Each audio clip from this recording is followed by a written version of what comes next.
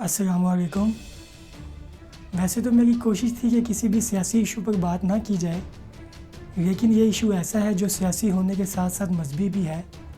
ہم جانتے ہیں کہ تحریک لبیک پاکستان کی جانب سے حکومت سے یہ مطالبہ کیا گیا تھا کہ فرانس کے سفیر کو ملک بدل کر دیا جائے اور فرانس سے سفارتی تعلقات ختم کر لیے جائیں۔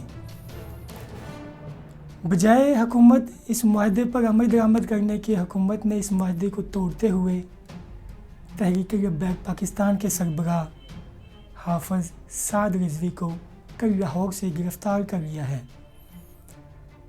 تو میری اس ویڈیو کا مقصد حکومت اور عوام دونوں سے کچھ گزارشات کرنا ہے۔ تو سب سے پہلے میں حکومت سے گزارشات کرنا چاہوں گا کہ عمران خان صاحب، عام بندہ نہیں جانتا کہ پالیسیاں کیسے بنائی جاتی ہیں۔ داخلہ و خارجہ پالیسیاں بناتے وقت کن عوامل کو دیکھا جاتا ہے، ان کے فیکٹرز کیا ہیں، اس کے اثرات کہاں تک ہوں گے۔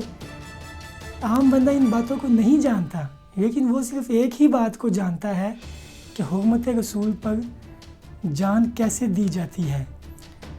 تو ہو سکتا ہے کہ آپ کے اعداد و شمار کے جادوگر آپ کو غلط گائیڈ کر رہے ہوں کہ اس گرفتاری کی بنا پر نہ تو عوام کی طرف سے کوئی رد عمل احتجاج سامنے آیا ہے اور نہ ہی عوامی ہمدردیاں تحریک کے ساتھ ہیں۔ تو میں آپ کو بتانا چاہوں گا کہ ایسا قطعاً نہیں ہے۔ عوامی ہمدردیاں بھی تحریک لبیک پاکستان کے موقف کے ساتھ ہیں اور جگہ جگہ یہ مظاہرے اور احتجاج بھی سامنے آ رہے ہیں۔ آپ نے میڈیا کو تو حکم دے دیا کہ اس ایشو پر کوریج نہ دی جائے، لیکن آپ سوشل میڈیا کو نہیں روک سکتے۔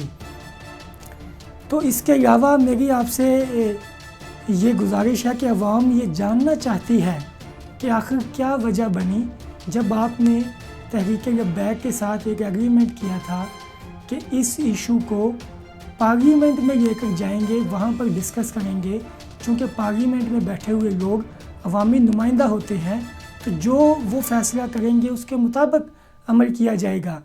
تو ایسی کیا وجہ بنی کہ آپ نے اس معاہدے کو، اس ایگریمنٹ پر عمل درآمد کرنے کی بجائے آپ نے ان کو گرفتار کر لیا؟ تو اب میں کچھ گزارشات عوام سے کرنا چاہوں گا کہ ان کے اندر بھی کچھ ڈاؤٹس پائے جاتے ہیں۔ عام بندہ یہ سمجھتا ہے کہ گورنمنٹ نے تحریک کے ساتھ یہ ایگریمنٹ کیا تھا کہ وہ فرانس کے سفیر کو ملک سے نکال دیں گے، تو ایسا قطعاً نہیں ہے۔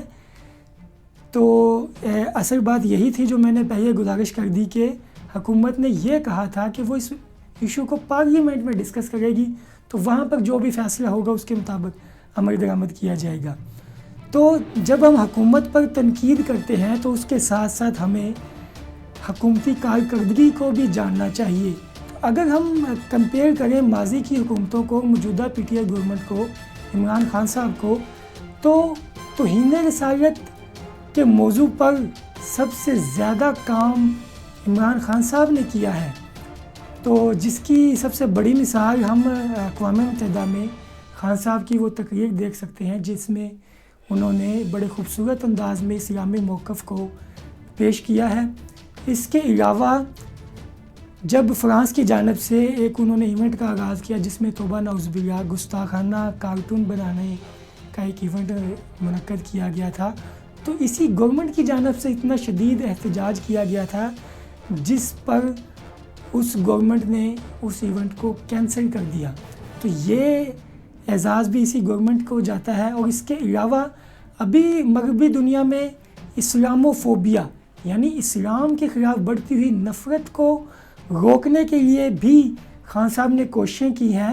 OIC یعنی ہمارے برادر اسلامی ممالک کو بھی انہوں نے کہا ہے کہ اس ایشو کو ہم اکٹھا بیٹھ کر حل کریں گے۔ اس کو، یہ بڑی خطرناک سچویشن ہے جو مغرب میں اسلام کے خلاف نفرت پھیل رہی ہے، وہاں پر جو مسلمان رہ رہے ہیں ان کی زندگی تنگ کی جا رہی ہے۔